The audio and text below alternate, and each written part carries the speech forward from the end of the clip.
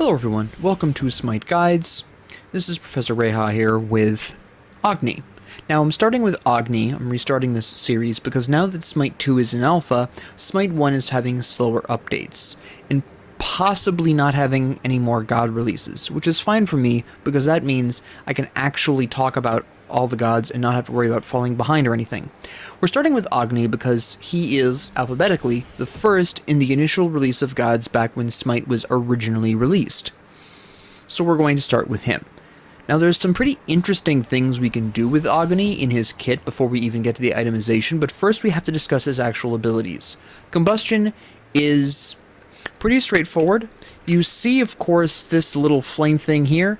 This counts how many auto attacks you need to trigger combustion. We're going to give a non-god example. This is how it stacks for any non-god target. This means towers, phoenixes, the titan, random adds from enemy gods, etc. But if you're attacking gods with this, you get 2 stacks per god. So it only takes 2 auto attacks on a god target to bring up combustion, and of course when we actually use an ability, you see the extra 3 damage afterwards. That is combustion proccing. The important thing to remember with combustion is that this counts as ability damage for the purpose of triggering item effects. We will be using this and abusing this later on when we talk about building Agni. So keep this in mind, that's very important. The second thing is Noxious Fumes. Noxious Fumes lasts 10 seconds. With a baseline cooldown of 13 seconds that is very easy to reduce down to approximately 10 seconds with cooldown, this means, functionally speaking, you can almost always have a combustion running, because you'll notice when I cast combustion, pay attention to the combustion icon down at the bottom, that cooldown started the moment I cast it, not the moment it fades. So you can have this continuously running. If you have enough cooldowns, you can actually have 2 of these running concurrently for a very brief period of time. This ranges from 1 to 3 seconds, depending on how much cooldowns you're really willing to push. Secondarily, we have Flame Wave. Now keep in mind, Flame Wave has a range of 50, which is just shy of the average range of most abilities being 55. Okay? That's important, because this is a bit closer in range than you would normally expect. Now keep in mind, you'll notice that there was that brief little delay there where it kind of sat there burning for a little while. That's important, okay? We'll take note of this again later, but if you were to throw out a Flame Wave, you'll notice that even when it stopped moving, the Odin still took some burn damage. It is entirely possible, and I've had this happen to me a couple of times, where I've thrown out a Flame Wave and missed, but the enemy walked into it thinking that once the flames stopped moving, they weren't going to take damage. So remember, if you're facing against Agni, or you're playing as Agni, if you can still visually see flames, you can still get burned.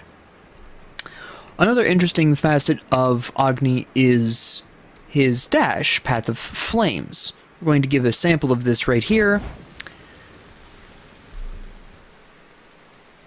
You are dealing damage to a target for 2 seconds after they leave the flames, or, in this case, 2 seconds after the flames end. This means that the amount of damage, or let me rephrase that, the amount of hits that Path of Flames can trigger is a minimum of 2, but if they stay in the flames, it is a maximum of 10. Okay? So, in realistic terms, Path of Flames at level 1 can proc up to 200 damage, as opposed to Flame Wave's 100 damage. The real trick is getting that consistent, okay? And that's something that a lot of people don't really talk about, because way back in the day, because Path of Flames had a higher base damage than Flame Wave, Path of Flames was always the more effective choice as your first ability for Agni. This is less the case now. It is true that Path of Flames still does more damage, but this only really matters for wave clear. Realistically, in most scenarios at level 1, you are going to want to start Path of Flames, but this really only matters specifically in Conquest, and even then you're going to want to grab Flame Wave as your second, because unfortunately the minimum damage Path of Flames is going to be doing is 4 triggers 2 seconds after the flame ends or they leave the flame, each tick being half a second, and it procs per tick, so that's up to 4 times. So realistically, on average, your Path of Flames is not going to be proccing more damage than Flame Wave. It's going to be hitting for a minimum at level 1 of specifically 80 damage, which is a little less than Flame Wave. But again, when you're talking about minion waves, they're going to be pretty much stationary unless you... No, you're not. Unless you hit the enemy god with Path of Flame, in which case the minion waves might move. But if the enemy god doesn't deliberately proc this damage, which is a risky move for any mid laner that early in the game, then you're going to be seeing the full 200 damage, right? So that's going to be a question of where you go with that. But a lot of the times, in Conquest specifically, Path of Flames is going to be your more reliable wave clear, with Flame Wave being your second ability. But outside of Conquest, you're obviously going to be wanting to put 1 point in each of these, and then which one you focus on between Flame Wave or Path of Flames is going to come down to your personal preference, your playstyle, so to speak. But if you're talking about raw damage, Path of Flames is better. It's just hard to get all 10 of those procs off because most enemies aren't going to be standing there for a really extended period of time. Obviously, with Noxious Fumes stunning the enemy for 1 second, you're going to be getting 2 extra procs there, which is another, at level, say, 2, you go Noxious Flames as your second ability instead of Flame Wave. You're then obviously looking at an additional 40 whole damage. We'll talk about that when we get to Conquest, the Conquest sample match with Agni. That's later. Finally, another interesting facet of Agni is his ult, which is 3 separate potential triggers, each with an 18-second cooldown. Now this really matters, along with its low mana cost of 10, this matters when building Agni. But before we get to building Agni, let's talk about some fun tricks you can pull off with him.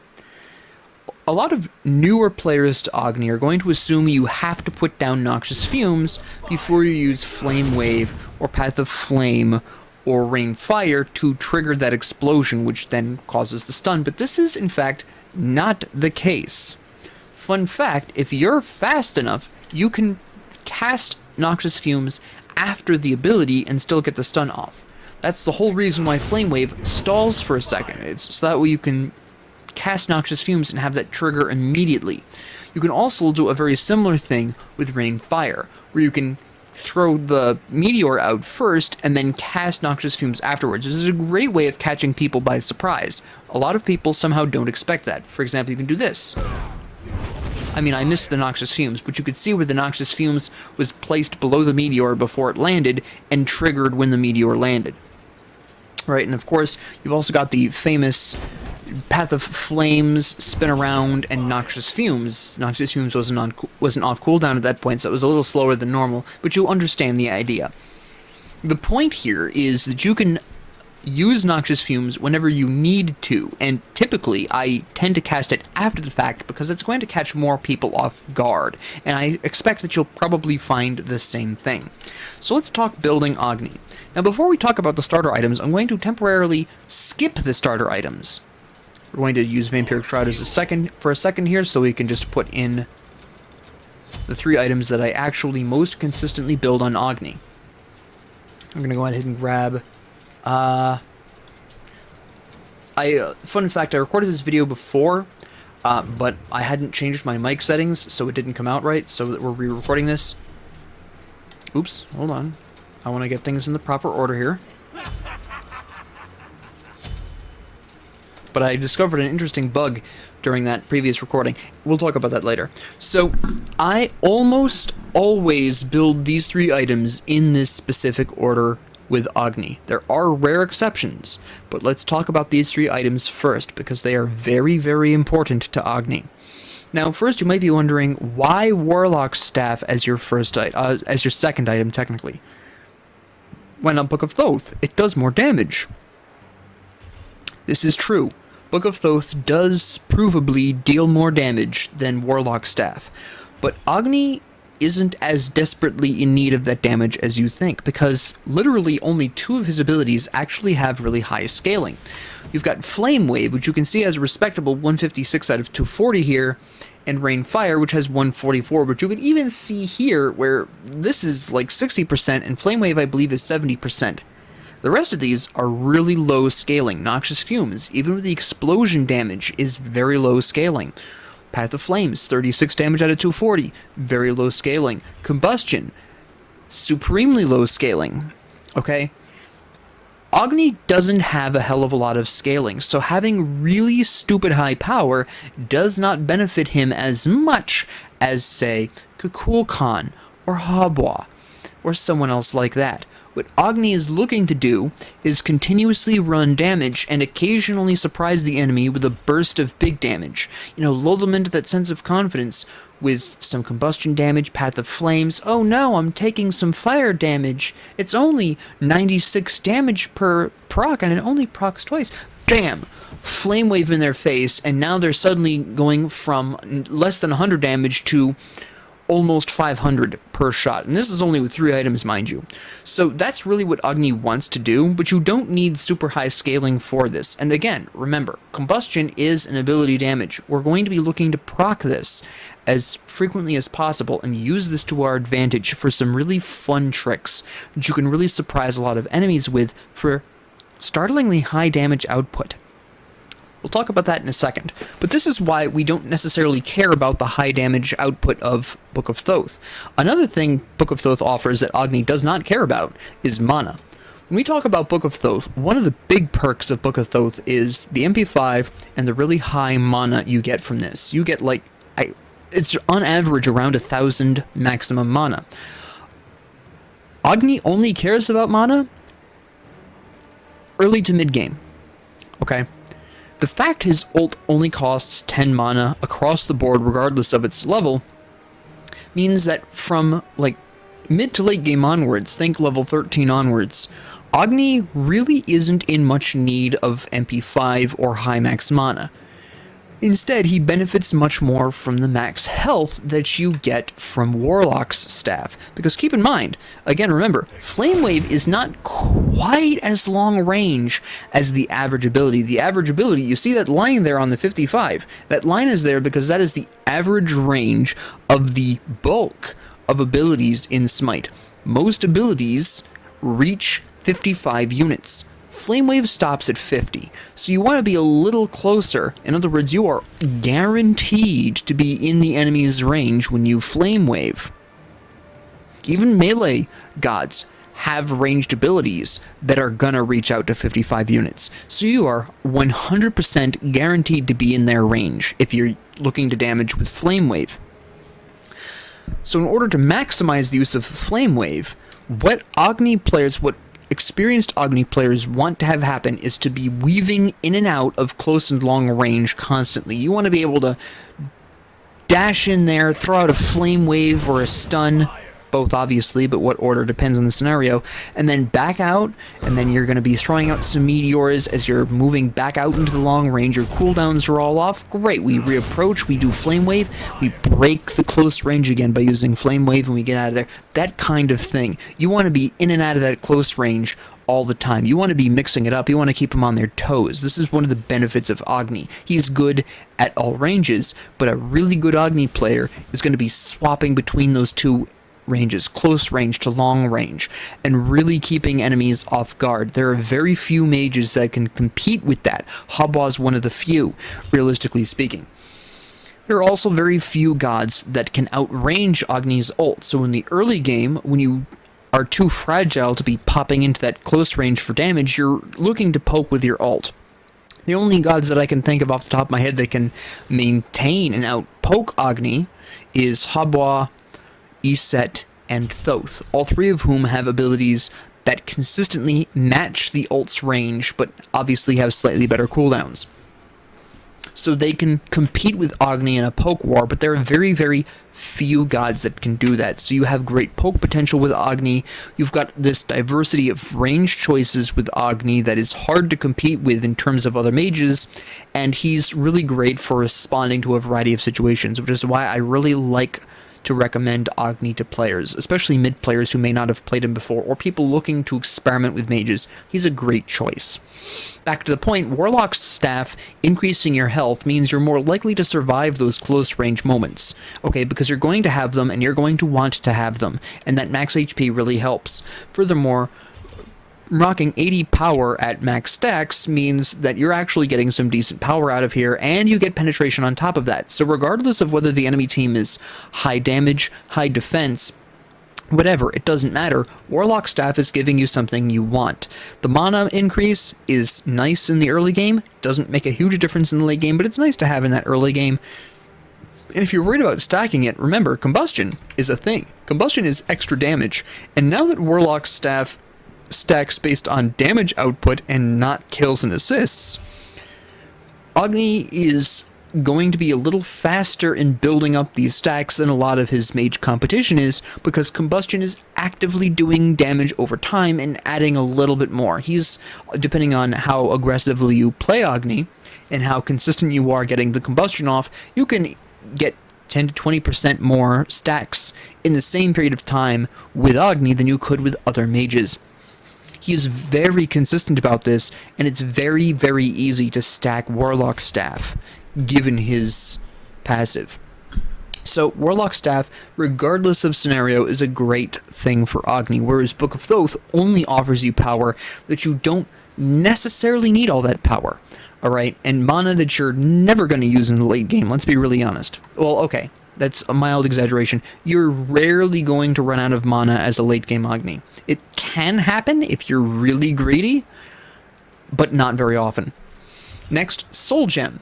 This is where Combustion proccing ability hit effects matters, because Soul Gem triggers off Combustion and gets stacks off of Combustion.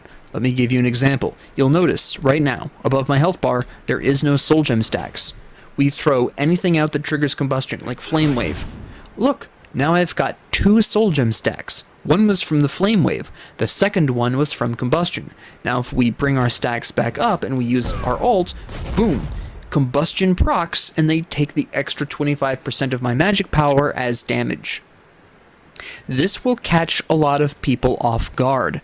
You can actually, as long as you know you're going to trigger Combustion, you can pop an ult on someone really low on health, and if you know your damage output and whether or not they're tanky, you can actually reasonably expect the Soul Gem proc to finish them off if they've got like less than 100 HP, maybe they're sitting around 50, and the Combustion will finish them off, thanks to Soul Gem. So Soul Gem is going to be proccing way more often on Agni than his competition is going to see, because Combustion, while it is a damage over time effect like a lot of other ones, still counts as a separate ability damage proc. So Soul Gem is just proccing all the time. Okay? This also helps Agni with his sustain. Now, again, Agni does not burn through mana as quickly as most mages once he hits level 5. And this becomes more noticeable as the match progresses and he gets higher in level. But you start seeing that change at level 5, right? Prior to level 5, he's just as mana intensive as every other mage. From level 5 onwards, Agni is going to be increasingly have larger pools of mana to draw from because his ult is so dirt cheap. Even if you cast it 3 times in a row, that's still only 30 mana. Okay? Soul Gem healing you, while it's a very small amount, admittedly, it's only 30 plus 5 per level, so that's like 130 tops. It's not a lot of health, admittedly, but in farming scenarios or laning scenarios, it's going to help you with your sustain. If you take a couple of shots from minions, you can heal that back up with some good poking. Not really a problem. You go back and you clear a jungle camp by yourself in Conquest, no problem. Pop a couple of meteors on the enemy from long range, proc that Soul Gem, you're going to be healed up in no time. The Soul Gem really can help with your sustain. Also, Lifesteal. Lifesteal on Agni is gross, because everything he does heals him, including Combustion. Combustion gives you lifesteal procs, okay? So that 12% lifesteal, and now granted, obviously, it's not a lot of lifesteal. Combustion is a very low damage proc, and lifesteal is a percentage of that damage, so it's going to be very, very small amounts of healing off of combustion. But it's sustain. It's not the kind of healing that'll carry you through a fight, but it's the kind of healing that will carry you through several waves if you're left to your own devices. Okay? It's really nice. You will find this to be very useful, and this will keep you healthy for when a fight does happen. Because, of course, most of the time when you're playing Agni, you're in the mid lane, where a lot of fights tend to happen, even early on. So this is going to keep you ready. This is going to keep you healthy for when those fights come around, or when somebody tries to gank you, they're going to be surprised by the amount of health you have at your disposal, because Soul Gem has been periodically proccing from your random ults targeting the enemy god. You know, you get that combustion stacks up, you've got the full flame there, you pop an ult at the enemy, just one, you hit them, they're confused because they're just like, oh, he's just poking me. But in reality, you're building up Soul Gem procs, and then they're going to be surprised by the second meteor when it blasts in their face, and suddenly they're taking Soul Gem damage and you're healing a little bit. Okay, Soul Gem is really great on Agni. In a very similar way, you can really abuse Spear of Desolation. This is really the only massively cooldown item Agni needs, for a couple of reasons. The primary reason is that passive. If you receive a kill or assist on enemy gods, your cooldowns are reduced by 2 seconds, but your ultimate is reduced by 6. Remember, the default cooldown of the meteor is 18. With Spear of Desolation and Soul Gem, we're actually down to a 14.4 second cooldown on this. When Spear of Desolation procs, you are almost getting half a meteor back immediately. And it's really easy to get assists with Agni, because for assists you have to deal damage within a certain period of time and be close enough for that to matter. But you're already going to be weaving in and out of the close range anyways, so you can maximize your Flame Wave and Rain of Fire damage outputs.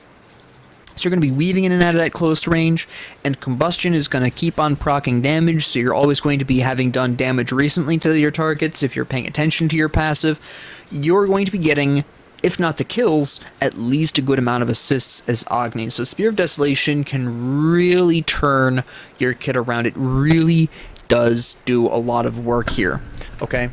It's a really fantastic application of Spear of Desolation. It just really does a lot of work for him. The other 3 items of Agni tends to change for me based on what I'm facing. If I'm facing a high tank composition, I'm going to run Conduit Gem into Archmage's Gem, because that's going to give me a really nice burst of power that I'm going to need to punch down that health that enemy tanks are going to have. And if I'm building Archmage's Gemstone, oh, I'm not in the fountain, pardon me.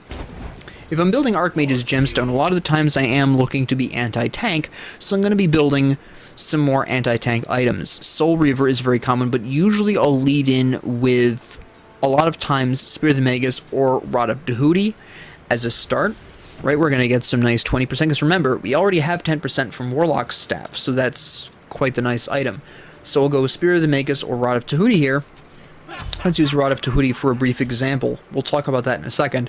And then either Soul Reaver or Typhon's Fang. Alright, if you're going, and this is going to depend. For Rod of Tahuti, alright, I'm going to be using Soul Reaver. And this is for those really highly tanky compositions. Maybe they've got 2 warriors, 1 guardian, Anubis, who has higher than average protections, and some hunter. Well, then I'm going to be looking, you know, more at a bit more lifesteal. But if they're like 5 tanks, so like 2 guardians, 3 warriors, this is what I'm running with, right? I want that percentage of health damage, and remember, Soul Reaver also triggers off of Combustion. That counts as ability damage, so Soul Reaver is triggering off of that. Now, it's really important to talk about the Calamitous Rod, because the Calamitous Rod is much better with Archmage's Gemstone, because the Perfected Rod is reducing your ability cooldowns by 1.5 seconds, which is good. Do not misunderstand me. This is a really nice glyph. And for the other starter items I'm going to talk about, Perfected Rod and Calamitous Rod is a matter of preference. Both are equally as effective on Agni. But with Archmage's Gemstone, what a lot of people don't think about is that you are building up these 20 stacks over time. You get 2 stacks a second, okay? So you're looking at wanting that 10-second space.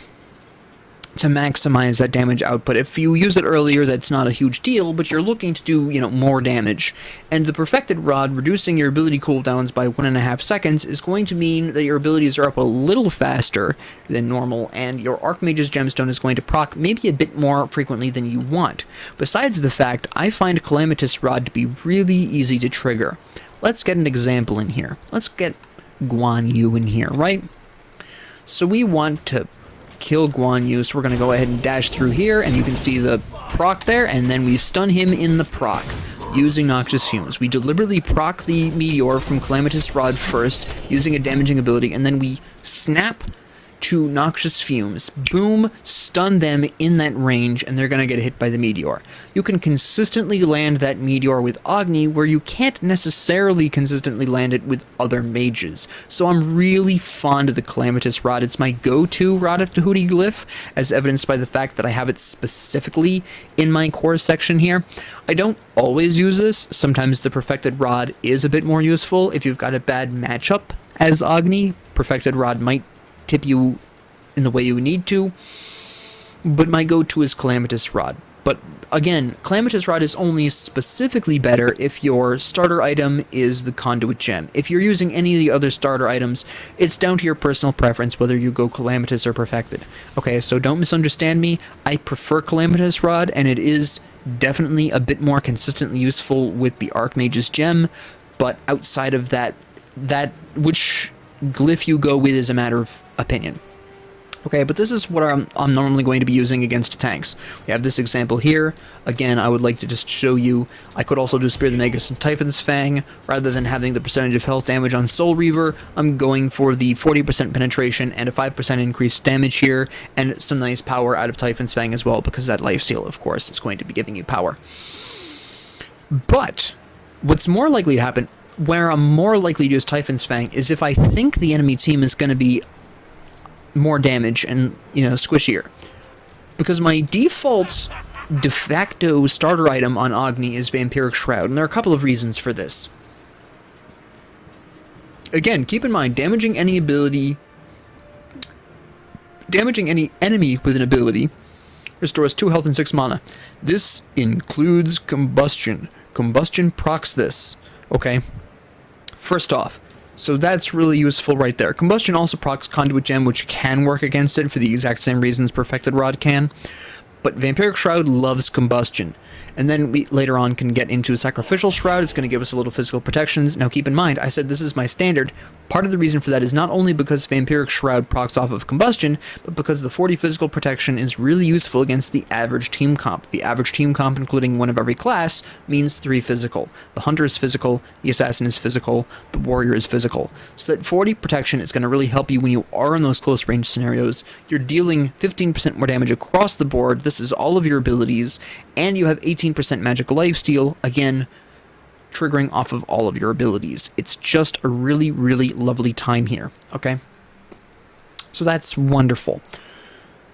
But what if I start building Sacrificial Shroud and I'm originally looking to do damage? So I start with Vampiric Shroud, I build my Warlock Staff, I build my Soul Gem, and I build my Spear of Desolation. And I've built Vampiric Shroud because I'm expecting, 3 damage dealers, 2 tanks, so I'm not going to need to go really gung-ho on my penetration. So in these situations, I'm normally going to be busting out Polynomicon and the Calamitous Rod. This is really my de facto default build with Agni. This is what I'm usually going to go to. Keep in mind, Polynomicon, let's actually talk about that really quickly for a second. Polynomicon is gross on Agni, because specifically how his ult works. Perceive. Noxious Fumes, we proc the Polynomicon. Flame Wave, we proc a Polynomicon. Path of Flame, we proc a Polynomicon. We use 1 Meteor, we proc a Polynomicon. Noxious Fumes, Polynomicon. Boom, Flame Wave, Polynomicon. Our dash isn't up, so we use a Meteor, we proc Polynomicon. We Flame Dash, we proc a Polynomicon. Rinse and repeat until eventually we run out of Meteors, which we can't. You'll notice that I am just continuously running Polynomicon off of every ability I own This is not even a struggle. Polynomicon on Agni is hideously gross. However, Polynomicon does not offer penetration, so Polynomicon works on higher damage compositions. Again, this tends to be a lot of compositions, especially as players have gotten more aggressive over time. So, you're going to find Polynomicon to be a real mainstay of an ability. I just wished my Polynomicon there. A real mainstay of a damage output form for Agni, because you already want to be interspersing your abilities with auto attacks to trigger your passive, right? So you already want to be doing this to an extent anyways. So adding some extra damage to these seemingly random auto attacks, I should more properly say, can really increase your damage output. This is a huge deal for Agni, okay? But again, this is something I would normally want to be building against high damage, low defense compositions. But what if the enemy surprises me? What if the enemy Thor doesn't build full damage like I'm expecting him to and splashes in some protections? Well, now I'm up a creek, except I'm not. Instead of building Polynomicon and Rod of Tahuti, I can build Spear of the Magus and Typhon's Fang. Now I've got 40% penetrations, and all that effort that the damage dealer spent on their protections now means nothing, and I'm still maintaining a really good damage output. It's not quite as powerful as the Polynomicon is, to be fair, and the Rod of Tahuti obviously gives you some additional power on targets under 2/3 their health, basically. But it is still a really impressive amount of damage, with 5% increased damage from all sources, literally everything you do and your allies, and some nice increased magical lifesteal, because obviously even if a damage character builds or splashes in some protections, they're still going to be hitting pretty hard, so that lifesteal will really come in clutch. But you have all of this, benefits there as well. So the last two items being changeable is more in response to make sure that your starter item, even if it's the wrong choice, is going to be covered by better choices in the late game, should the enemy do something surprising with their build that you weren't really expecting. Let's really quickly talk about the other two starter items I have listed here. Let's talk about Tainted Steel actually first, because Tainted Steel is a very, very niche starter item for me. I only build Tainted Steel if the enemy has very, very few tanks, one, maybe none, and they have enough healing to justify needing anti-heal. So since they're high damage and have healing, I'll go Tainted Steel. Now normally when I go Tainted Steel, I'm usually going to be going into Tainted Breastplate. We get some good physical protections. That magic power is really nice. We're not losing too much magic power. Compare it to, say, Warlock's Staff. We're only losing 25 power, so it's not that bad. And then I'll splash in Oni Hunter's Garb at the end if I really need the magic protections, and that's going to depend on the team composition. So I'll sometimes at the very end, if I'm running Tainted Steel, I'll splash in Oni Hunter's Garb, grab the Tainted Breastplate, and have my anti-healing be a bit tankier for their high damage comp, and actually survive me attempting to use Flame Wave in realistic scenarios. A similar idea runs with Warding Sigil, but this is more what I'll build for high damage compositions. They have no tanks, or maybe one tank. I'm concerned that they have so much damage I'm going to die before I can get my damage off, so Warding Sigil into Sigil of the Old Guard tends to help keep you alive. This is also really nice to have in Arena specifically. So if you're an Arena main and you're looking to play Agni, Sigil of the Old Guard is going to put in some work, because we're talking about a baseline 3% damage mitigation. Sigil of the Old Guard is still giving you some magic power, not as much as many other items. You're losing anywhere from 40 to 50 power on average, depending on what you would normally put here. I mean, even if we compared it to Vampiric Shroud, which offers you 95, you're losing a good, this is 35. You're losing like 60 power there, which does hurt your damage output, obviously, that's undeniable, but it's not as bad as it could be, right? Then you splash in a nice Shifter's Shield at the end there, because again, this is Arena, you're going to get that 30 magic power. When you're healthy and when you're not healthy, you're going to get those extra protections that's going to help keep you alive. So there are some scenarios where the enemy team has just so much damage on their team that you really want the extra defense. And Sigil the Old Guard into Shifter's Shield is going to be a really great way of doing this if they don't have that much healing. Alright. Some other points to note. You'll notice Bancroft's Claw here. This is a really great fifth item. Oh, excuse me. This is a really great fifth item if you're looking to do damage while still doing, some form of self-defense here, primarily because of the glyph here. Gain a stack of hunger. Abilities cast within 30 units of enemy gods consume a stack, dealing bonus damage. When you're using Flame Wave, while its maximum range is 50, considering how far your dash goes, again, behold, that's a pretty decent dash distance, you're probably going to be in pretty close proximity. Yes, your maximum range is 50, but how many people maximize their range all the time? Absolutely no one. So you're going to be in that closer proximity here. So Bancroft's Claw, that shield there, is going to proc when you need it and not before. You're not going to proc this accidentally while poking somebody with your ult. Nothing like that. It's going to be you dash in, you Flame Wave, boom, Bancroft's Claw has procced. Now you've got a health shield, and you're at least decently safer than you were before. Again, this is something I'll build on high damage enemy comps. That health shield can really help. I have Vampiric Shroud here as an example, but realistically, I don't often build it with Sacrificial Shroud. Sometimes I do, but not very often. A lot of the times, this is a Warding Sigil pickup, and I'll grab Shifter's Shield, and you can see I've got a respectable 385 damage, but still have some decent protections to help me stay alive. This is something I'm more likely to build in Arena. This is mostly something I build in Arena. Every once in a blue moon, I'll see a slash where the enemy team just has stupid amounts of damage, and I just feel unsafe. So I build this way, and it works out really, really well, okay? But these are generally my approaches to building Agni. In most scenarios, you're going to see more realistic portrayals of these when I play actual games with Agni.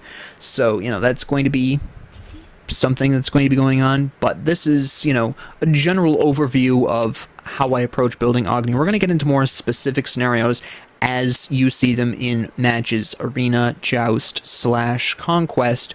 You're going to see some more specific examples.